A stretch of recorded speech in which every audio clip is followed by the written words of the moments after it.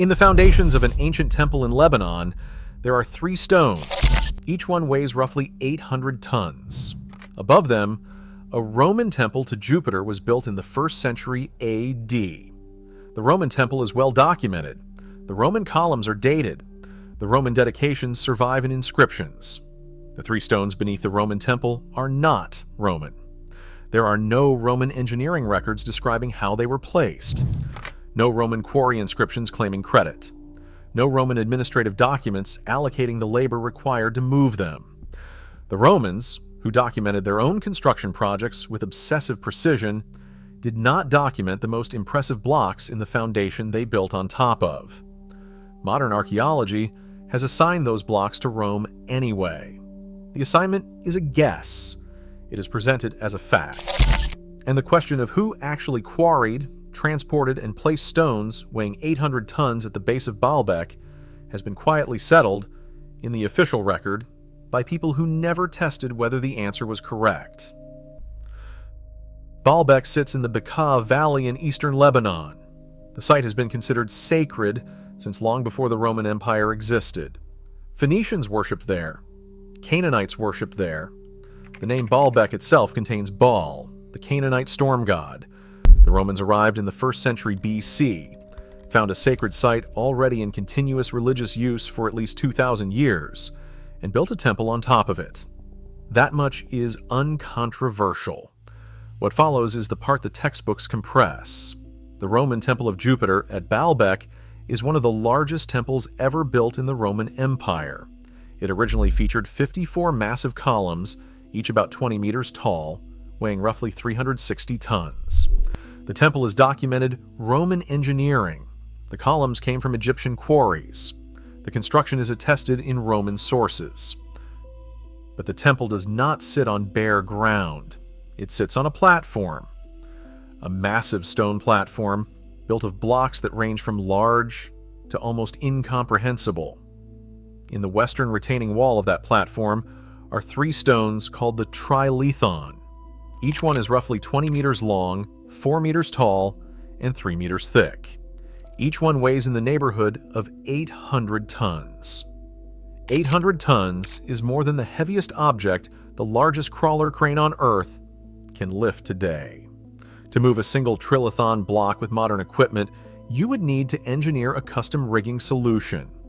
To move 3 of them, set them at a height of 7 meters above ground, and align them with sub-centimeter precision is a project that no contemporary construction company has ever attempted because there is no business case for it. It cannot be done quickly. It cannot be done cheaply. It can barely be done at all. It was done somehow at Baalbek. The blocks are there. The walls are still standing. The question is when and by whom. The standard answer is Rome. The standard answer is also unsupported. The Roman writer Macrobius, writing in the 5th century AD, described Baalbek as ancient even in his time. Phoenician sources predating Rome describe a sanctuary on the site.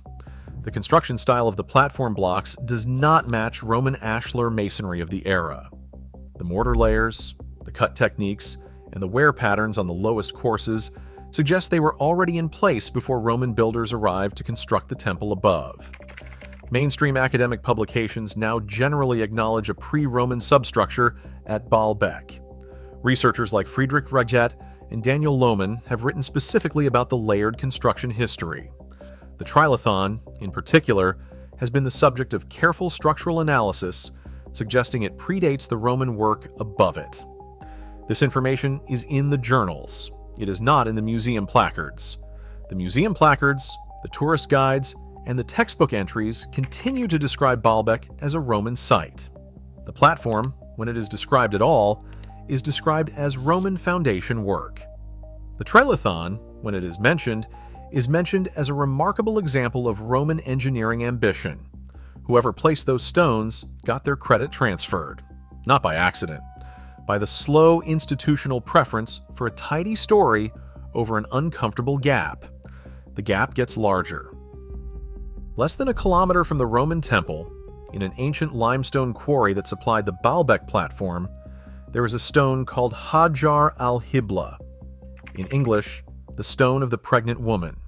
It lies where it was carved, partially cut from the bedrock, never moved. It weighs more than 1,000 tons.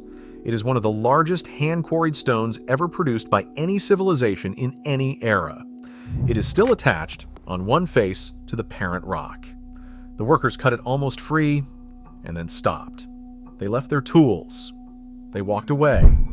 The stone has been lying in the same position, half extracted, for at least 2,000 years. In the 1990s, a second monolith was identified in the same quarry. The stone of the South, weighing approximately 1,240 tons. In 2014, a third was discovered beneath the second. Provisional weight estimates exceed 1,650 tons. It is the largest worked stone block in known archaeological history. 3 monoliths, 3 civilizational scale engineering objects, cut, shaped, prepared for transport, and then abandoned in the quarry where they were made. The standard explanation is that the quarrying operation was disrupted. War, political collapse, technical failure. Something stopped the project before the stones could be moved. What that explanation does not address is who was capable of moving the 800-ton Trilithon blocks that did get placed, because the same quarry produced both. The same techniques cut both. The same transport infrastructure would have moved both.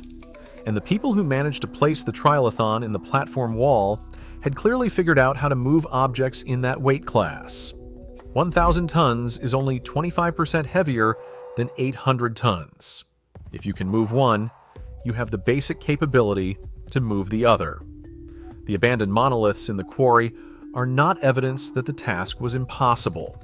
They are evidence that something interrupted a culture that had already proven the task was possible.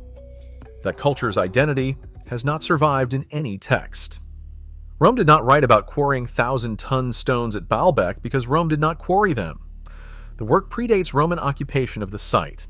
The Roman temple sits on top of an engineering achievement Rome inherited, used, and never explained. And the people who actually performed the work left no inscriptions, no administrative records, no surviving cultural memory.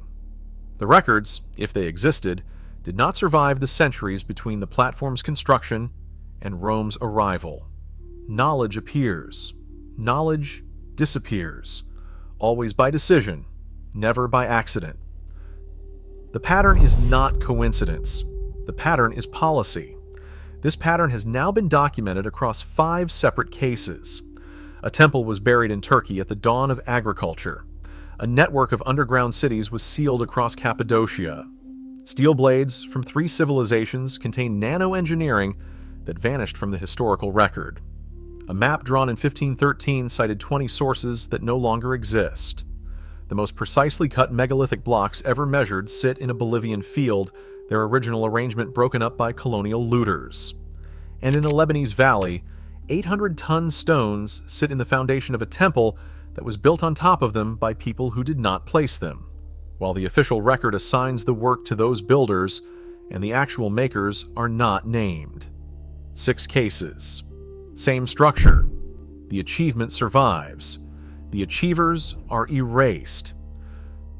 Modern engineers can model how the Trilithon might have been moved. They can calculate the labor requirements, the sled mechanics, the ramp gradients. The models are theoretical. None of them have been demonstrated at full scale.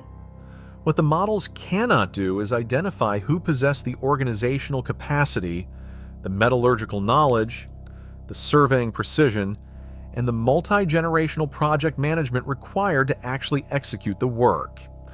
The models assume that capacity existed. They do not explain where it came from or where it went. The Trilithon is still in the western retaining wall. The stone of the pregnant woman is still in the quarry. The stone of the south is still beneath the surface where it was found. The stone of the forgotten one sits below that one. None of them have been moved by modern equipment, even for study. None of them have been replicated, even in experiment. None of them have a documented builder, beyond the institutional assumption that whoever built the temple above must have built the platform below. That assumption is the policy. It is not the evidence. The question is not how Rome moved a 1,000-ton stone. The question is, who actually did before Rome arrived to claim the credit? And who decided you would not be told that the credit was being claimed in the first place? And what they are claiming right now, on placards and in textbooks and in the carefully managed silences of institutional history, about other sites whose actual builders have also been quietly written out.